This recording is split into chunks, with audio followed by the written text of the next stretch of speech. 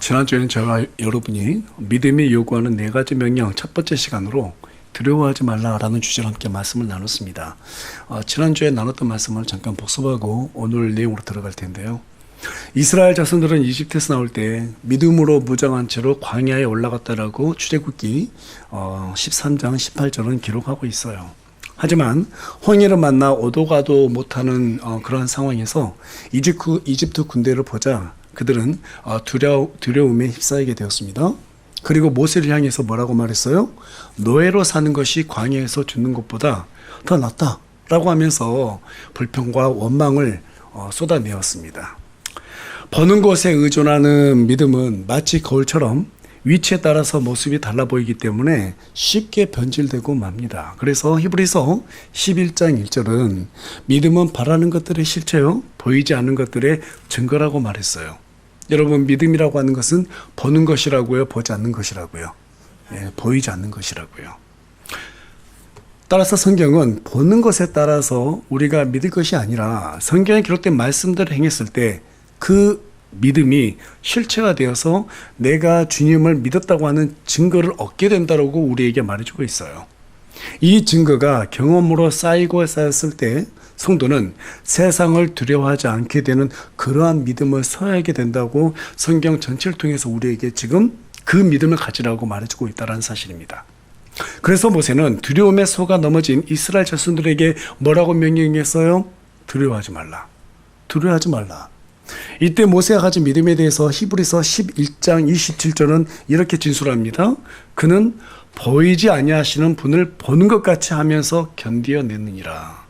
모세는 보이지 아니하시는 하나님을 마치 눈으로 보는 것처럼 그렇게 믿고 견뎌냈다라는 거예요. 모세도 이집트 군대가 다가왔을 때 두려웠을까요? 두렵지 않았을까요? 당연히 두려웠겠죠. 어찌할 바를 몰라서 혼란스러웠지만 보이지 아니하시는 하나님을 마치 보는 것처럼 믿음으로 보고 신뢰했어요. 그 신뢰하는 믿음으로 모세는 이스라엘 자손들에게 두려워하지 말라고 경고하고 난 뒤에 계속해서 말합니다. 가만히 서 있으라고. 가만히 서 있으라고 명령해요. 가만히 서 있으란 말은 그냥 너희들 그냥 그들 움직이지 마 이런 의미가 아니라 너희 자리를 지키라 이 말이에요. 그 자리에 꿋꿋이 서 있어라 이 말입니다. 비록 현재 상황이 절박하고 다급하고 초조하고 불안하더라도 결코 좌시하지 않을 하나님만 바라보고 조용히 그 자리에 서서 묵묵히 행하시는 하나님의 그 상황을 바라보라는 거예요. 여러분, 믿음의 실력은 성경 지식이 아니라 하나님을 아는 지식에서 나온다는 사실을 기억하시기 바랍니다. 흔히들 사람들은 성경을 알기 때문에 내가 하나님을 안다라고 그렇게 생각하지만 성경을 아는 것은요 지식이고 하나님을 아는 것은 간증으로 표현이 되기 때문에 지식이 믿음과 만나지 못하면 하나님을 알 수도 없고 세상을 이겨낼 수도 없습니다. 맞습니까?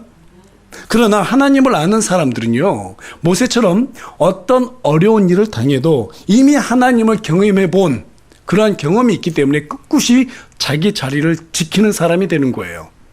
절대 툭하면 이런저런 핑계로 하나님을 외면하거나 자기 감정과 기분에 따라서 변덕스럽게 행동하지 않는다는 사실입니다.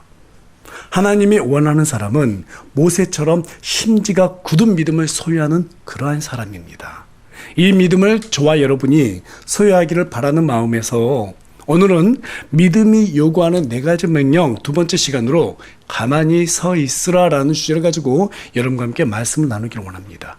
오늘 말씀을 나눌 때 어떤 당황스러운 일이 생겨도 모세처럼 꿋꿋하게 자기 자리를 지키고 하나님을 끝까지 신뢰하는 믿음을 소유하는 저와 여러분이 되기를 간절히 소망합니다. 20세기 최고의 명장, 불패 장군이라고 불리는 베트남의 보 구엔 지압 장군이라는 사람이 있어요. 한자로는 무언갑이라고 하는 이름을 가지고 있는데 본래 이분은 역사 교사였지만 베트남 독립동맹을 조직한 후에 1954년에 프랑스를 단 55일 만에 격퇴시켰고 1968년에는 미국을 상대로 승리했으며 1979년에는 중국을 상대로 승리를 거머쥐었습니다. 이 강대국을 어떻게 그 약소국이 이길 수 있었는가 해서 한 기자가 지압 장군에게 찾아가서 물어보죠. 도대체 그 승리의 비결이 무엇입니까? 그랬더니 지압 장군이 이렇게 말합니다. 나는 적이 원하는 시간에 싸우지 않았습니다. 나는 적이 좋아하는 장소에서 싸우지 않았습니다. 나는 적이 생각하는 방법으로 싸우지 않았습니다. 지압 장군의 승리의 비결은 시간, 장소, 방법을 주도하는 이른바 삼불 전략이었다라고 그렇게 말을 합니다. 여러분, 오늘 우리 본문이 있는 출애굽기 14장을 쭉 읽어보세요. 지금 이스라엘 자손들이 맞이하고 있는 그 상황을 한번 잘 살펴보십시오. 시간, 장소, 방법면에서 인간이 보기에 모두 다 불리했습니다. 절대적으로 불리했어요. 피할 수밖에 없는 그러한 싸움이었어요. 그런데요, 흥미로운 사실은 이미 하나님께서 아브라함에게 뭐라고 약속하셨어요? 창세기 15장에 가서 보니까 400년 후에 이집트를 심판하시고 그곳에서 너의 씨를 그곳에서 데리고 나와서 다시 가나안 땅으로 돌아오게 하겠다라고 약속을 주셨어요. 거기에도 분명히 뭐라고 말씀하십니까? 시간, 장소, 방법. 이 모든 것들이 다 언약 가운데 들어가 있어요. 그런데 중요한 것은 이 언약 가운데 이스라엘 자손들이 해야 할 일은 하나도 기록되지 않다라는 거예요. 무슨 말이에요? 모든 일을 하나님이 하시겠다는 거예요. 자, 그렇다면 실제로 이스라엘 자손들이 그 상황에 맞이했을 때 할 수 있는 일이 있었어요? 없었어요? 아무것도 없었어요. 그들이 할 수 있는 일이라고는 점점 가까이 다가오는 강력한 이집트 군대를 가만히 서서 쳐다보는 것 뿐이었어요. 그런데 그 순간에 모세가 뭐라고 말합니까? 가만히 서 있으라고 말해요. 가만히 서 있어라. 사람들은 마음이 급해지고 조급해지면 그 상황을 허락하신 하나님의 뜻을 보기보다는 내 힘으로 뭔가를 해야 된다고 생각할 때가 많아요. 그래서 가만히 있지 않아요. 하지만 여러분, 하나님께서 원하시는 믿음은 판단이 아니라 내가 뭘 해야 된다라는 것이 아니라 하나님께서 명하신 그곳을 지키는 것입니다. 그 자리를 지키시기를 원하세요. 따라서 지금 이스라엘 자손들에게 하나님께서 요구하시는 믿음은 두려워하지 말고 그 자리에 가만히 있어서 하나님께서 약속하신 그 약속을 붙들라는 거예요. 6년 전에 우리 교회가 처음 시작될 때요, 지인분께서 고맙게도 잘 꾸며놓은 시설을 무료로 빌려주셔가지고 교회를 시작하게 되었습니다. 그런데 한 2년 정도 이렇게 쓰고 있는데 그 시설이 전부 다 매도되면서 갑자기 저희가 나가야 되는 상황에 직면하게 되었어요. 그때 앞이 참 깜깜하더라고요. 바로 그 다음 주에 다 나가야 된다고 하는데 당장 어디에서 예배를 드립니까? 그래서 아내와 함께 17군데 그 정도 부동산을 다니면서 너무 무릎이 아프더라고요. 발도 아프고. 그래서 마땅한 장소를 얻을 수가 없어가지고 너무 지쳐서 그냥 다 내려놨습니다. 그리고 다시 교회로 왔어요. 그때 그 순간 머릿속에 딱 스치고 지나가는 생각이 뭐였냐면, 가만히 있자. 교회의 머리는 예수님인데 그분이 주인이신데 왜 주인도 아닌 내가 사서 이 고생을 하고 있나라는 그런 생각이 들었어요. 그래서 그 순간에 바로 기도했습니다. 정말 이렇게 기도했어요. 주님, 이 교회는 주님의 것이라면서요. 그렇다면 주인이 하셔야죠. 제가 할 도리는 다 했으니까 이제 주님이 알아서 하세요. 저는 발 닦고 집에 가서 쉴랍니다. 정말 짤막하게 그렇게 잠깐 기도하고 그냥 집에 왔어요. 마음이 편하더라고요. 내 할 도리는 다 했으니까. 그리고 하나님한테 맡기니까 그렇게 마음이 편해요. 그런데 제 아내는 새벽 3시까지 계속 부동산 인터넷 찾아보다가 다음날 한 군데만 더 가보자고 그래서 찾은 곳이 바로 이곳이에요. 막상 와보니까 숟가락 하나까지 저희가 다 준비되어 있어가지고 아무것도 준비할 게 없었어요. 그래서 그 주에 우리 교인분들한테 주소를 알려주고 다 이곳으로 오세요 그랬더니 다 와가지고 깜짝 놀랐죠. 갑자기 여기 우리 교회라고 그러니까. 돌이켜보면 지난 6년 동안 여러 가지 일이 있었지만 제가 그 가운데 가장 잘한 것은 내 능력에서 벗어난 곳에서는 아무것도 하지 않았다는 것입니다. 그냥 하나님께서 어떻게 하시는지 보자. 실제로 제가 고등학생 때 이렇게 마음에 콜링에 대한 부담이 있어가지고 외면하고 싶었죠. 세상에서 좀 잘 즐기고 싶고 돈도 많이 벌고 그렇게 남들 부러워하는 인생 살고 싶었는데요. 나이가 들면 들수록 부담이 커지는 거예요. 어느 날 목회하겠구나라는 그런 불안한 생각도 있었는데 현실이 됐습니다. 교회를 시작하고 우리 청년들과 함께 시작하면서 5년 동안 교회 홍보하지 마라. 그냥 놔둬라. 왜 그렇게 했냐면 그렇게 해야 하나님께서 우리 교회를 세우시는지 안 세우시는지 알 수 있고 또 저를 불렀는지 부르시지 않으셨는지를 확인할 수 있잖아요. 그렇게 시간들을 보냈어요. 그것도 참 잘한 것 같아요. 이런 과정을 통해서 한 가지 확실하게 깨달은 사실이 있습니다. 그것이 뭔가 하면 하나님의 뜻이 있는 곳엔 반드시 하나님의 손이 있다라는 거예요.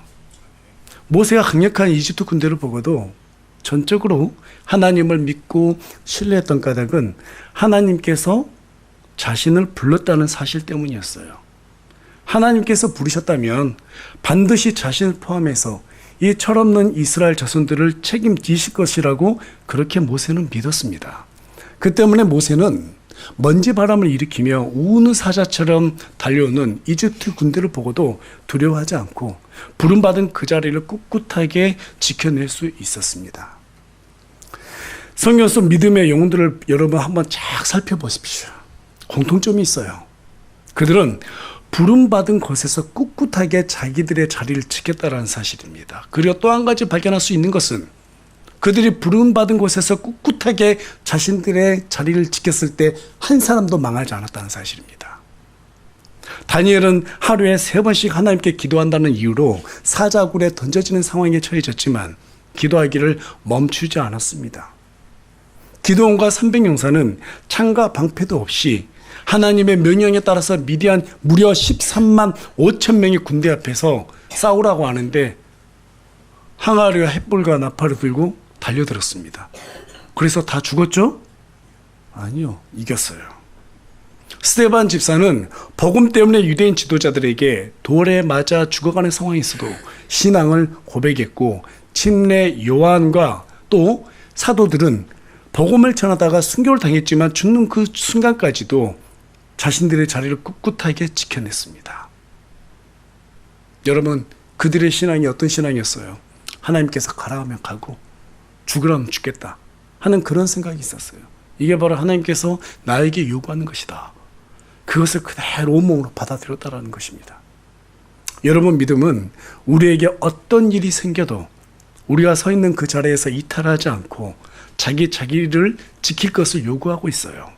그러나 마귀는 이 부분을 공략하고 있고 넘어진 사람들은 하던 사역을 멈추고 복음의 전초 기지인 교회들을 떠나고 있고 너무나 많은 사람들이 또 실제로 잘못된 이런 거짓 대언자들로 인해서 많은 고통을 당하고 있습니다. 사역자들은 날로 변질되어 가고 있고 성도들은 갈수록 믿음의 무게가 떨어지고 있습니다. 왜 그래요? 원래 자기가 자리가 아니었던 곳에 서 있거나 자기 자리를 벗어났기 때문입니다. 고등학교 1학년 겨울이었어요. 왠지 그날은 하나님의 은혜를 감사하고 정말로 어떻게 하면 어린 마음이 그랬어요. 좀 하나님께 이 은혜를 갚을 수 있지? 이런 생각을 하던 때에 매주 토요일마다 교회에 청소를 하겠다라고 하나님께 그렇게 약속을 했습니다. 2년 이상을 한 주도 빼먹지 않고 교회 봉고차를 세차하고 교회 화장실과 본당과 유아실 마당까지 모두 다 혼자서 청소를 했습니다. 한 번 빼먹으면 게을러져서 하나님과 약속을 지키지 못할 것이라고 하는 그러한 생각이 들어서 비가 오고 눈이 와도 세차하는 것을 멈추지 않았고 청소하는 것을 멈추지 않았습니다. 그리고 이후에 군대에 가서 전역을 이제 딱 100일 앞둔 상황이었는데요. 그때 제가 신병교육대 조교로 있었기 때문에 원래 이제 조교들은 수류탄 교장에 안 올라갑니다. 그 병장 달면 잘못된 일이 생길까 봐. 그런데 훌륭하신 제 후임들이 전부 다 휴가를 써가지고 제가 올라갈 수밖에 없는 상황이었는데요. 그때 하필이면 훈련병 하나가 긴장해가지고 손에 땀이 나서 수류탄을 그냥 실수로 떨어뜨린 바람에 제 발 뒤에서 터졌습니다. 죽어야 했던 상황이었는데 기적적으로 제가 그 자리에서 벗어났는데요. 하나님께서 살려주셨어요. 지금 생각해도 정말 아찔합니다. 그러면서 이후에 한 가지 사실을 깨달았어요. 내가 하나님의 자리를 지키면 하나님께서도 나를 지켜주신다. 그게 은혜가 됐습니다. 여러분, 사람 눈에 보기에는 별거 아닌 일이라도요, 그 일이 주님을 섬기는 일이라면 그 자리를 절대로 떠나지 마십시오. 죽을 때까지 그 일을 이어가시기 바랍니다. 하나님께서 보시는 열정은 몇 차례 반복하고 마는 100m 전력 질주가 아니라 마라톤입니다. 그 마라톤을 이어갈 때 마귀의 방해를 우리는 반드시 받게 돼 있어요. 그 방해가 있어도 꿋꿋하게 이겨나갈 때 두려움을 이기는 믿음이 나도 모르는 사이에 생겨난다는 사실입니다. 믿으십니까? 네. 진돗개는 호랑이를 만나면 그 기세에 눌려서 도망친다고 합니다. 하지만 주인이 있으면 태도가 돌변됩니다. 죽기까지 그 자리를 떠나지 않고 지킨다고 합니다. SBS에서 아마 15년 전쯤에도 그 영상을 한번 실험으로 찍은 적도 있었는데요. 그래서 하루 강아지 법무소인 줄 모른다라는 그런 속담이 생겨났다고 하는데요. 아마도 진돗개의 이 DNA 속에는 주인을 위해서라면 두려워도 자기 자리를 떠나지 않고 지키고자 하는 그런 유전자가 있는 것 같아요. 이 때문에 사람들이 진돗개를 좋아하는 것은 아닌가 하는 생각을 갖게 되는데요. 우리 하나님께서도 우리가 두려워도 자기 자리를 지키는 사람을 기뻐하실까요? 기뻐하지 않으실까요? 당연히 기뻐하시죠.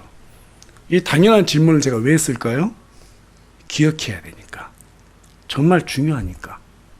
이미 우리 하나님은 우리가 구원을 받을 때 마귀로부터 다가오는 이 두려움을 이겨낼 수 있는 영적인 DNA를 우리에게 허락해 주셨습니다. 그런데 문제는 사람들이 그 능력을 발휘하지 못하고 있다라는 것입니다. 어떻게 그 능력을 발휘할 수 있을까요? 우리 다 같이 15절 말씀 한 목소리로 좀 읽어보겠습니다. 15절 말씀입니다. 시작. 주께서 모세에게 이르시되 네가 어찌하여 내게 부르짖느냐 이스라엘 자손에게 말하여 그들이 앞으로 가게 하되. 주께서 모세에게 말했습니다. 네가 어찌하여 내게 부르짖느냐. 모세는 이스라엘 자손들처럼 불평하지 않았습니다. 넉넉하고 새지도 않았습니다. 하나님께 그 시간에 부르짖었습니다. 뭐라고 부르짖었는지는 성경은 정확하게 기록하고 있지 않기 때문에 알 수 없지만 민수기 14장 13절에서 16절에 기록된 말씀들을 보게 되면 어떻게 모세가 부르짖었는지 추론해 볼 수 있어요. 금송아지를 만들어서 우상을 숭배했을 때 하나님께서 모세에게 그들을 전부 다 진멸하겠다고 했을 때 모세가 하나님께 청원했던 그런 기도 내용이 조금 전에 말씀드렸던 민수기 14장에 기록되어 있는데요. 우리 다 같이 민수기 14장 13절에서 16절까지 말씀인데요. 우리 다 같이 한 목소리로 읽겠습니다. 시작. 모세가 주께 이르되 그리하시면 주께서 주의 강력으로 이 백성을 이집트 사람들 가운데서 데리고 올라오셨으므로 그 사람들이 그것을 듣고 이 땅 거주민들에게 그것을 구하리이다. 주 곧 주께서 이 백성 가운데 계신다는 것과 주 곧 주께서 얼굴을 마주 대하여 보이시고 주의 구름이 그들 위에 서 있으며 주께서 낮에는 구름 기둥 가운데서 밤에는 불 기둥 가운데서 그들 앞에 가신다는 것을 그 사람들이 이미 들었나이다. 그런데 주께서 이 온 백성을 한 사람같이 죽이시면 주의 명성을 들은 민족들이 말하여 이르기를 주가 이 백성에게 주기로 맹세한 땅으로 그들을 데리고 들어갈 능력이 없으므로 그들을 광야에서 죽였다 하리이다. 이 내용들로 보아서 모세가 이 홍해 앞에서 엄청난 두려움을 가지고 있는 이스라엘 백성들, 이러지도 못하고 저러지도 못하는 상황에서 뭐라고 기도했는지 대충 해서 우리가 추론해 볼 수 있는데요. 저는 이렇게 기도했을 거라 생각해요. 하나님께서 아브라함과 세운 언약을 지키기 위해서 우리를 여기까지 인도하시지 않으셨습니까? 그런데 여기에서 우리 모두가 죽도록 내버려 두신다면 이집트 백성들이 얼마나 주님을 비웃겠습니까? 그러니 주님, 주의 영광을 위해서 우리를 그들의 손에서 구원해 주십시오. 저는 틀림없이 이렇게 기도했을 것이다 라고 그렇게 생각을 해요. 하나님을 신뢰하는 사람은 자신의 안위를 놓고 기도하지 않습니다. 하나님의 영광을 위해서 기도합니다. 하나님의 영광을 위해서 자기 자리에서 기도할 때 두려움이 사라집니다. 그렇게 했을 때 우리 하나님께서 그 사람에게 어떻게 말씀하여 주실까요? 그 내용 또한 성경에 기록되어 있는데요. 우리 다 같이 시편 46편 10절에서 11절 말씀 우리 큰 목소리로 한번 읽어보겠습니다. 시작. 가만히 있으라. 그리고 내가 하나님인 줄을 알지어다. 내가 이교도들 가운데서 높여지고 땅에서 높여지리로다. 군대들의 주께서 우리 함께 계시니 야곱의 하나님은 우리의 피난처시로다. 셀라. 우리 하나님께서 뭐라고 말씀하세요? 가만히 있으라는 거예요. 가만히 있으라. 내가 하나님이 하나님인 줄을 그들 하여금 내가 알게 하겠다라는 거예요. 누구를 위해서?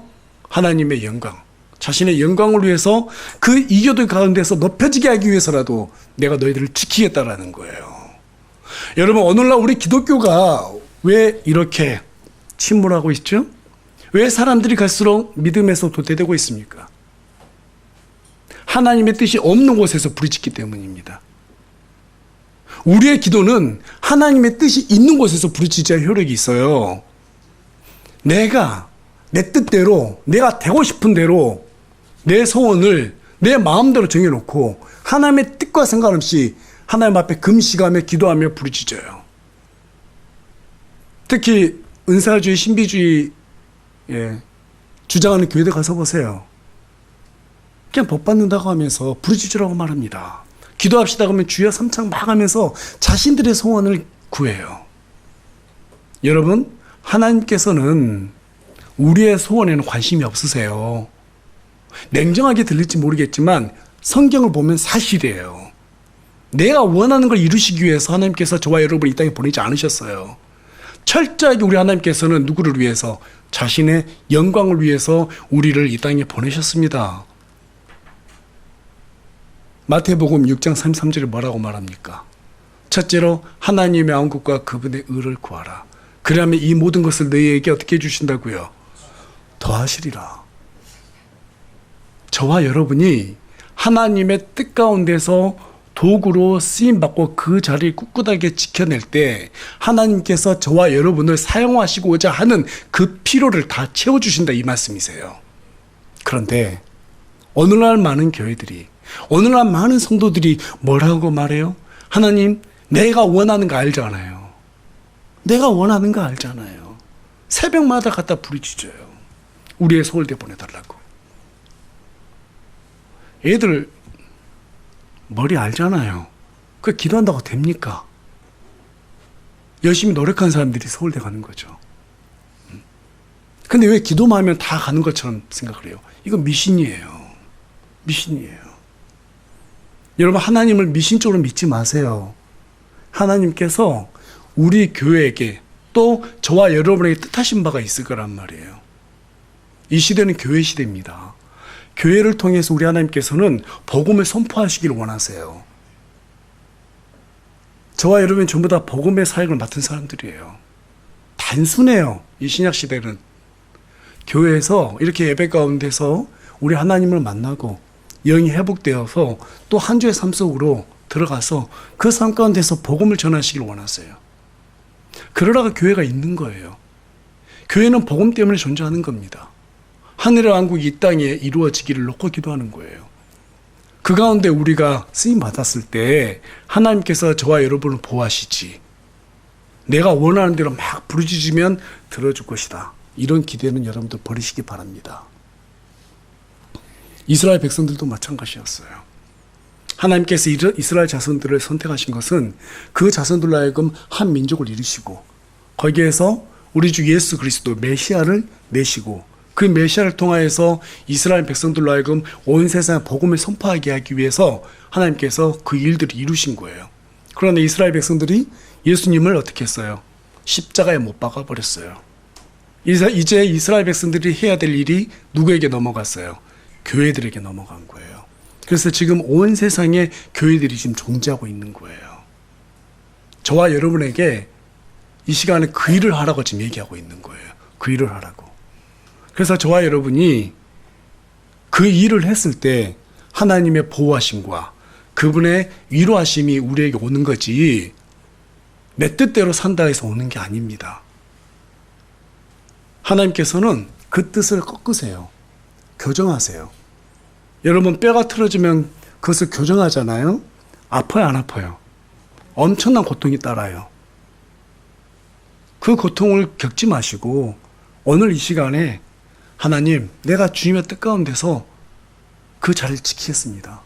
어떤 일이 있어도 이 자리를 꿋꿋하게 지키고 눈에 보이지 아니하시는 하나님을 마치 보는 것처럼 내 믿음으로 성경 지식과 결합이 되어서 하나님을 경험해 보겠습니다. 여러분, 이 마음을 가지시기 바랍니다. 네. 그런 마음을 가지고 믿음으로 우리가 살아갈 때 두려워할 필요가 없는 거예요. 어떤 일이 생겨도 두려워할 필요가 없는 거예요. 주께서 나를 이 땅에 존재케 하신 것은 주님의 뜻을 이루게 하시게 하심이지 이 땅의 걸로 나 죽으라고 부르지 않았을 것이다. 이 확고한 믿음이 있으면 어떤 것도 두려워할 필요가 없게 됩니다. 그 가운데서 우리가 주께 부르짖으면 긍휼이 많으신 우리 하나님께서 우리의 피난처가 되어 주신다고 성경은 분명하게 우리에게 전달해 주고 있어요. 문제는 그것을 바라보는 믿음이 있냐 없냐입니다. 그 믿음을 소유하시기를 원하신다면 어떤 어려운 일을 당해도 불평하지 말고 입을 잘 지키셔야 돼요. 그리고 자기 자리를 잘 지켜야 됩니다. 그렇게 했을 때 우리 하나님을 경험하게 되고 하나님을 아는 이 지식이 모세처럼 보이지 아니하시는 하나님을 눈으로 보는 것처럼 믿고 의지하는 신앙을 소유할 수 있게 되는 것입니다. 그런 신앙을 소유하는 그런 믿음을 소유해서 하나님께 쓰임받는 도구가 되기를 간절히 소망합니다.